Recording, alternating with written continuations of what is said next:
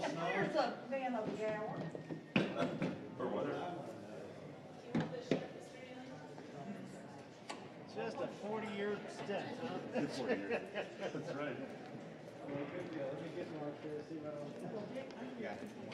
That's okay. The only reason I closed these is because it's about. You don't have to close it. It's all right. You can do what you want to do. It's your fault. Leave it open if you want. Close it's fine. Close it's fine.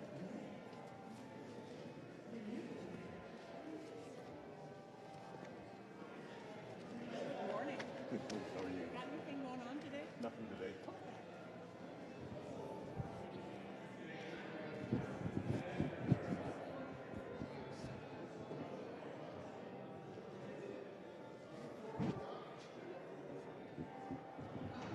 Let me get out of here before you. That's all right. I'm not gonna. It's gonna be a very informal anyway.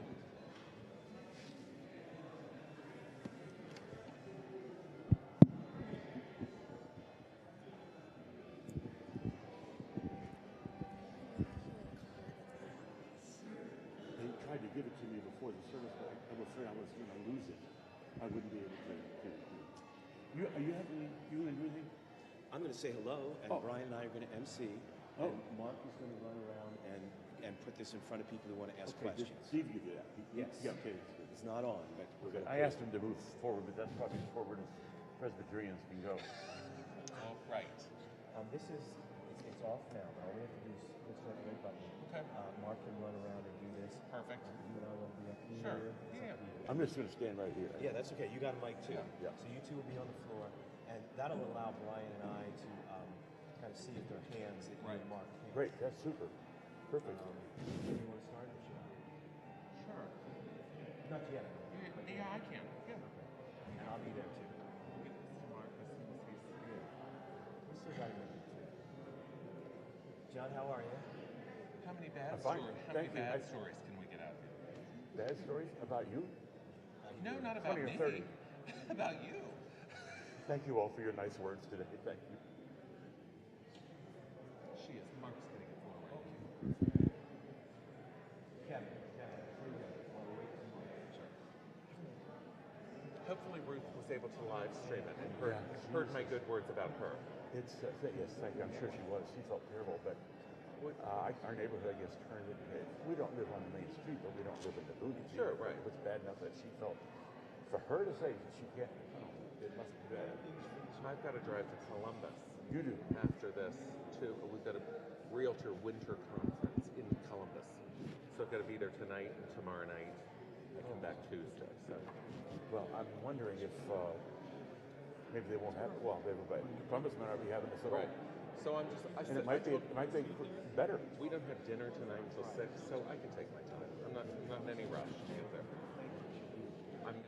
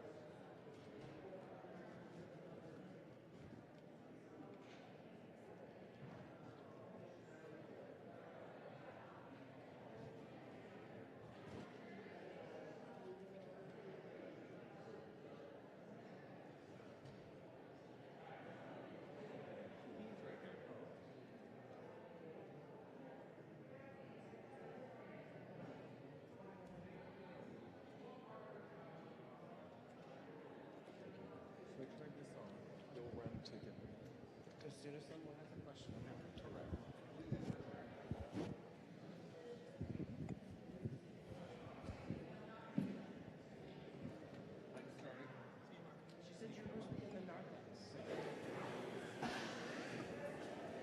Good morning.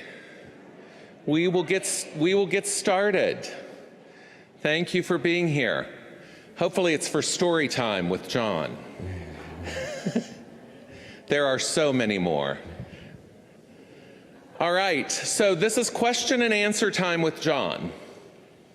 And we would love to entertain questions about John, the ministry, the organ, the repairs, any of that. Any questions for John? Hold on, we're going to get a microphone to you so the folks on the live stream can hear.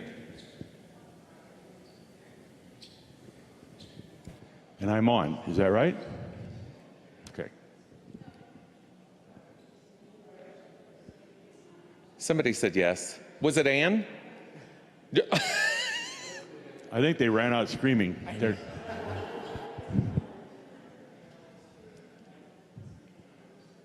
Well, okay, have a nice lunch. I'll see you. I'll see you next Sunday. There are questions, yes. Yes, you do, because the folks on the live stream need it. Play along. Hello, people on the live stream. Tell us about when your first year here. Just how many were in the choir? What was the organ like then? Just paint a picture of your first year. Wow, I can remember that. And my first year here was I came and sat in the sanctuary here on on January 3rd to observe what was going on. And I took notes and took notes and took notes. Don't do this, be sure you do this, and all this other stuff. And then I had to run to meet my Calvin choir for the first time, right after church service. So I had to quickly get something together for them. And then we had Knox choir in the afternoon with our 8 singers who were fabulous singers, not the least of which is Laura Bayless. And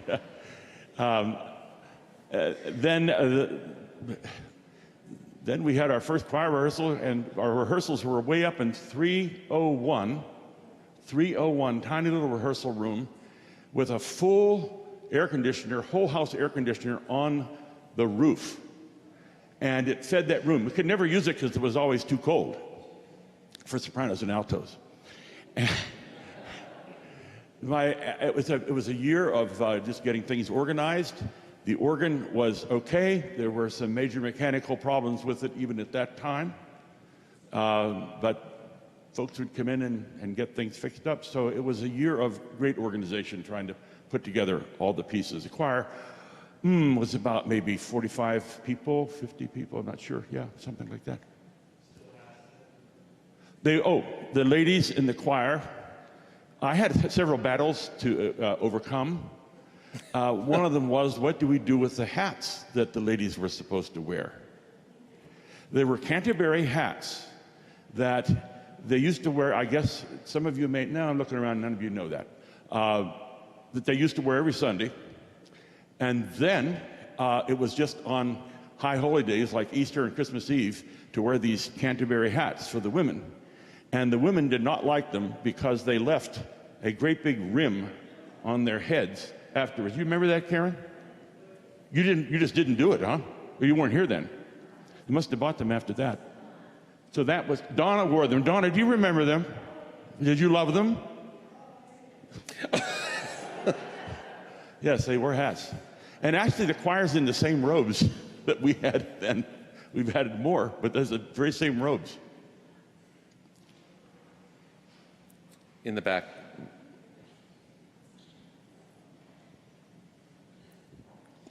John, you've been a lot of places with the choir, and I know you talk with the youth about thin places. So where are your thin places and why?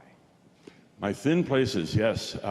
First time, one of the great places where there's a thin place, very small distance between right here and God, is in Iona in Scotland. This past year we didn't have nearly as much time there as we normally had. It was for a number of reasons.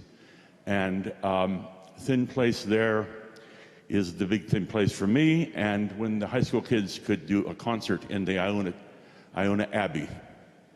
And but again, we weren't able to do that this time. This sanctuary is a thin place. Sitting in front of that Te Deum window, the meaning of that, the great hymn, Te Deum, and this window produced many, many years ago, before 1926. It was in another building. There's an argument over that, but we have proof. Anyways, sitting there is a thin place. because of the meaning behind all of it. That's the why. John, could you tell us a little bit about the organ restoration that's going on in the balcony?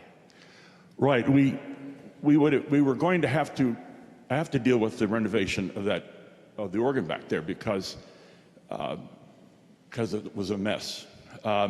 We didn't plan on doing it till this front organ was completely finished. But since the window was going to be taken out, and that creates all kinds of dirt and dust, things that can get inside the mechanisms of the organ and cause all kinds of havoc, we decided this would be the time to go ahead and do that, to get those pipes out of there, have the chests repaired, the mechanisms that cause the pipes to be able to sound, and to do something with the console back there. The console was an absolute disaster. In fact, in 1982, when I came, it was an absolute disaster then. The mechanisms, just you couldn't rely on those things.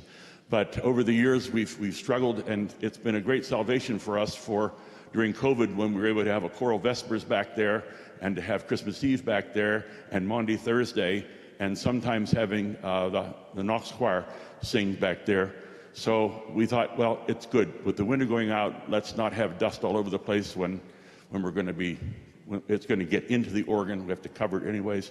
Let's go ahead and do it. So many of the pipes we have here in storage that were already repaired.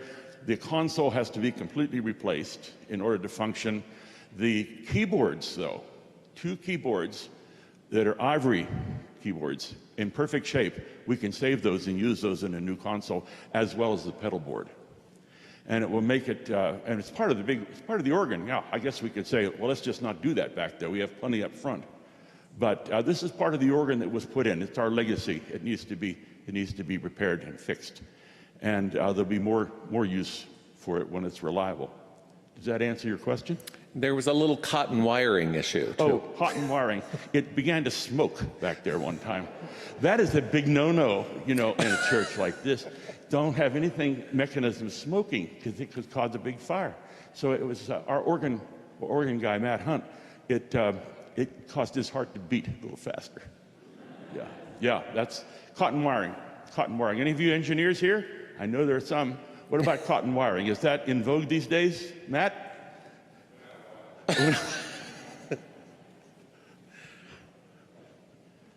Mark?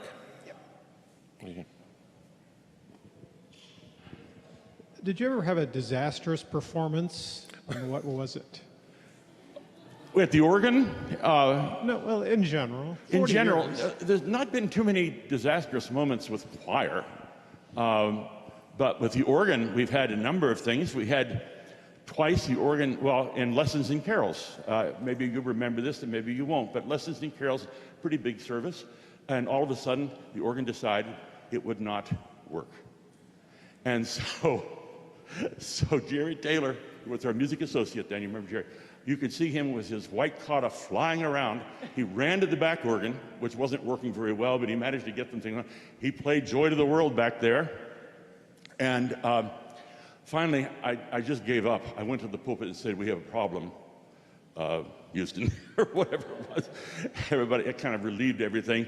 And we were to do a combined anthem with all the choirs together, and the organ wasn't working, but we were going to use the piano. But there were just selected places where the piano would play. Gerald Bailey, who directed the kinder choir then, was our education person for young children. I came down here to Gerald, who was sitting here, who had a master's degree in organ from the Cincinnati Conservatory. I said, Gerald, have you ever played the Noel Carol? No, I haven't. Well, you're going to in about 15 seconds. So we had the piano up close, and we went ahead and did that. One Easter, the organ decided at the hymn just before the sermon at that time, it was going to cipher, and it did. And of course, it wouldn't be a soft flute. It would be a big trumpet. And F sharp in the pedal just kept sounding. Jerry Taylor ran into the chambers. You could see him. We turned the lights on, and at that time there wasn't a black thing up there you could see. And he's flying up the thing. I said, it's an F sharp. He lifted the pipe. I shoved a rag underneath it, and we stopped it. Everybody applauded, and we continued. Another time, when we were having some electrical difficulties with the organ, there is a great big, it's not there anymore, we got rid of that, great big lead weight, okay, that's suspended on a huge spring, lead weight to keep the air pressure to where it's supposed to be for the organ. Well, I heard this, and I thought, oh my. And the spring was starting to, I could tell the spring was moving. So there must have been a power surge. And so it started, it's up inside the chamber, but near the singers in the back row, inside the grill work. And I heard this thing bouncing and bouncing around, and all of a sudden, it started to hit the wall. Wham! Wham! I told you, you need to all behave yourselves up there. We have ways of getting even. And a couple times the organ stopped over the years. There's other times beside lessons and carols when the organ stopped. Yeah. Those are the basic ones. Not too many choir. Maybe the choir has other ideas that there were some disasters, but I don't think so. I have a question. You select such beautiful music and such interesting new pieces, and I remember singing Belshazzar's Feast, which was at first like I hated it, and then I ended up buying the CD when we were all done with it. My question is, what has been of the bigger works that you've done with the choir, what has been your favorite, if you have one, or a couple of favorites? Well, that's a tough one. My favorite is usually what we're rehearsing right now, and soon to be the Messa di Gloria of Puccini for May Festival, but Belshazzar's Feast is certainly a highlight. That is a mean piece of music to learn, as you have already indicated. Double choir and so on and so forth. At one time we did the Verdi Requiem. A couple times we did Verdi Requiem. It's pretty hard to beat the Dies Irae, and as much as a bloodbath as that piece is for that movement. It's a pretty exciting section. Yeah. Yeah, it's hard to single one person out, but I certainly would remember Belshazzar's Feast. We did it twice. I've threatened to do it again. One of the other pieces that I'm actually considering for next fall is the Chichester Psalms of Leonard Bernstein. It's in Hebrew. We've done it 3 or 4 times, and it's absolutely fantastic. Fantastic. That's one of my favorite choral pieces, I think. I was a little before your time, but I was wondering if you ever do the antiphonal Hosanna. Oh yes, the Gregor, Christian Gregor, for Palm Sunday. We have several versions of that, and we've tried that with maybe having the children learn the Hosanna, blessed. But it's always been Palm Sunday. Always turns out to be a low mass here because schools are on break. We have fewer children than we normally do, but I know the piece. I'll keep it in mind. While he's getting to Donna, there are 2 choir members who have been with John the entire time he's been here. They're not with us this morning. They're not with us. They're so tired they left. Donna Reese. Kathy is someplace. Kathy Rash. Kathy Rash and Marcia. And Marcia. Mm-hmm. I sang in the choir for over 40 years. I was singing in the choir before you came, but certainly, with all those years with you, and I certainly can have a great appreciation for your organ playing and all the conducting, the way you dealt with the choir. But I want to make a special commendation, a special thank you, I can say, for working with my children. I had 4 children who went through the choirs here at Westminster, and their affection for John is really so strong today, even. And, they would get up sick, out of the bed sick, and come to choir rehearsal. They wouldn't, that was partly out of fear, because because I know that feeling. I think I've got to go. I can't call John and tell him I'm not coming today. It must have been bell choir. Pardon? It must have been for bell choir.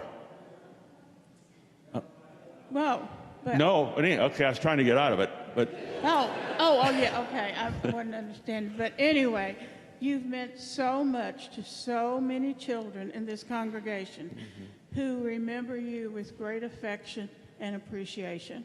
well, thank you. And parents do too. Well, I have deep affection for the parents and for those children all the way through those years. Thank you. They're wonderful, wonderful kids to work with. I hope the Calvin Choir is down there rehearsing now with Brent. So. I would second heartily what Donna said about the affection of our children for John. I do remember my son, after junior prom and 2 hours sleep, appearing for choir recognition Sunday. He wouldn't have dreamed of doing otherwise. And that 50-year-old son of mine is still singing in a church choir. So it's a legacy that continues with our children. He's 50?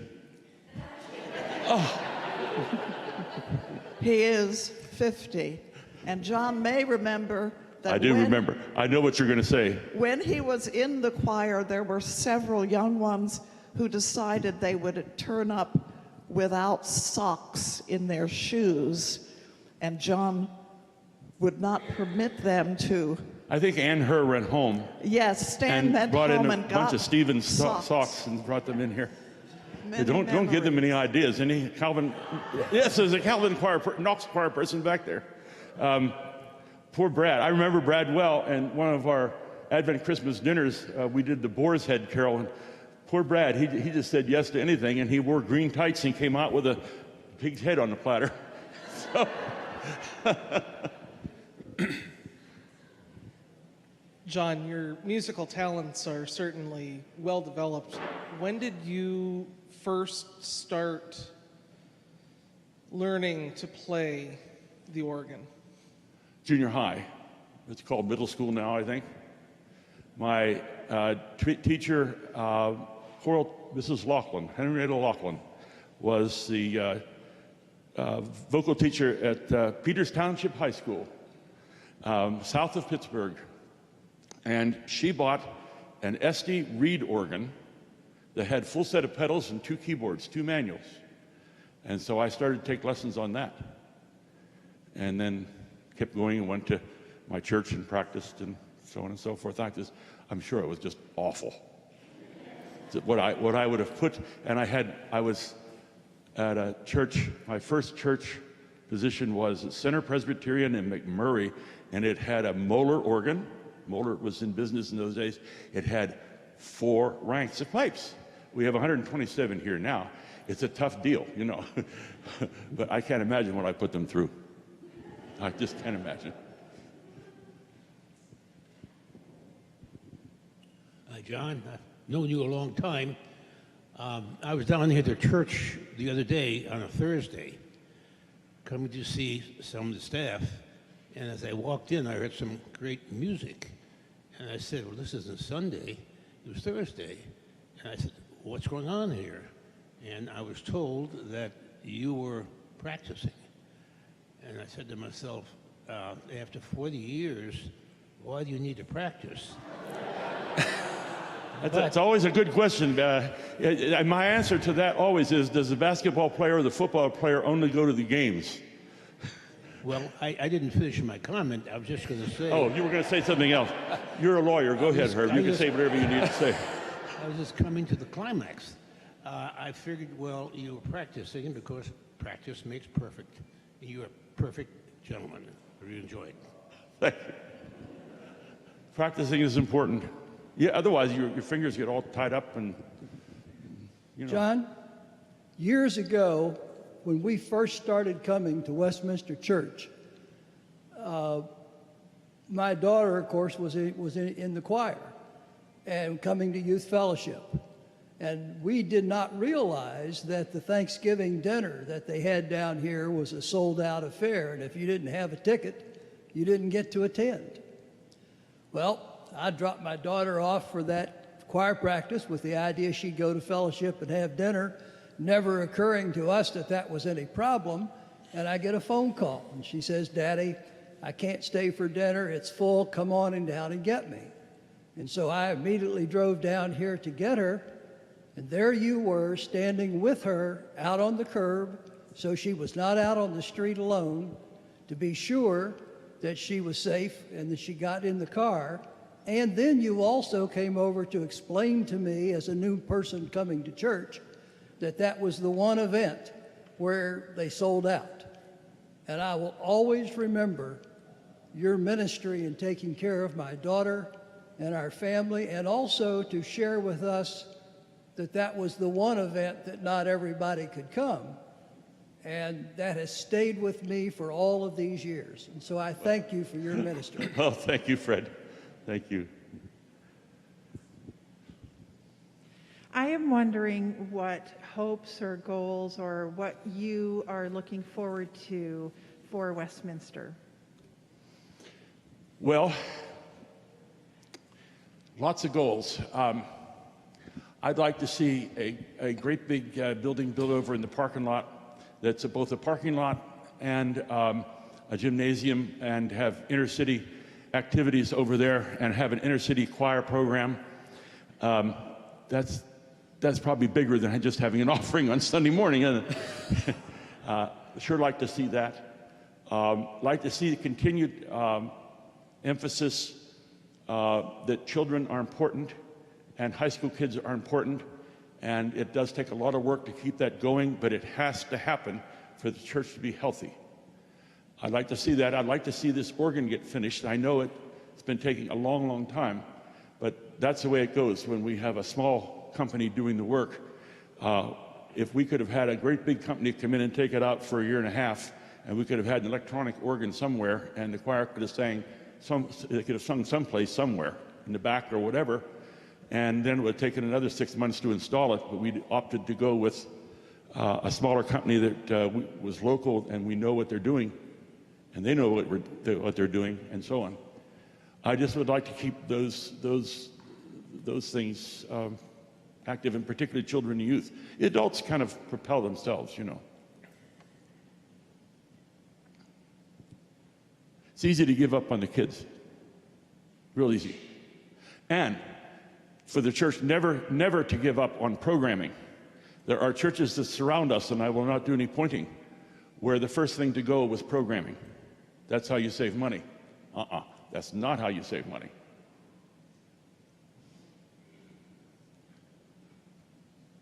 Susie.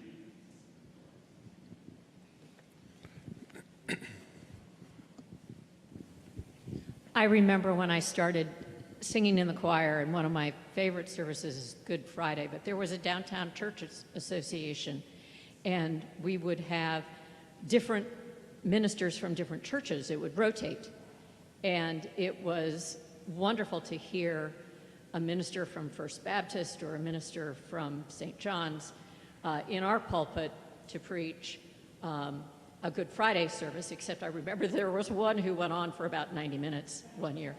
But is there a downtown churches association anymore?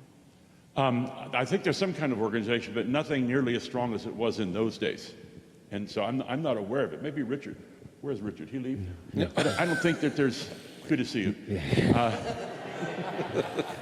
I'm not sure that exists anymore as much. There used to be Roman Catholics. I remember Father Greasy, Roger Greasy from the Catholic Church down the street that closed was in it. No, not formally. There's some informal get-togethers on occasion, but there's nothing like a recognized dues-paying association, no. The service, if you remember, Susie, was 3 hours long.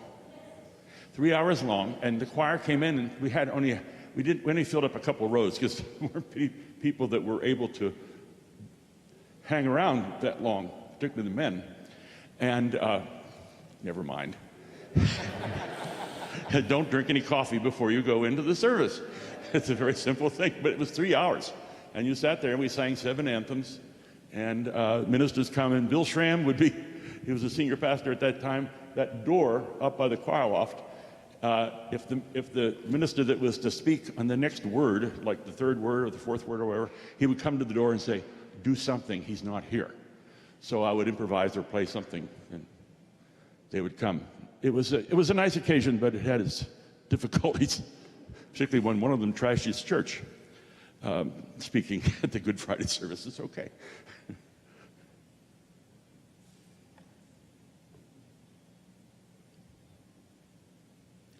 Well, John, I want to thank you for your willingness to be with us. I know you've been worried about the Calvin choir downstairs. They're fine. They're in good stead with Brent. And thank you for allowing us to tell you how much we love you, and thank you for all the love you've given to Westminster. Well, thank you for all the love that has been given to me. And I echo those thoughts from Ruth, who is unable to be here because of the roads. So we both appreciate it. Do give her our love. So let us go in peace, and thank you all. Please take care. Thanks.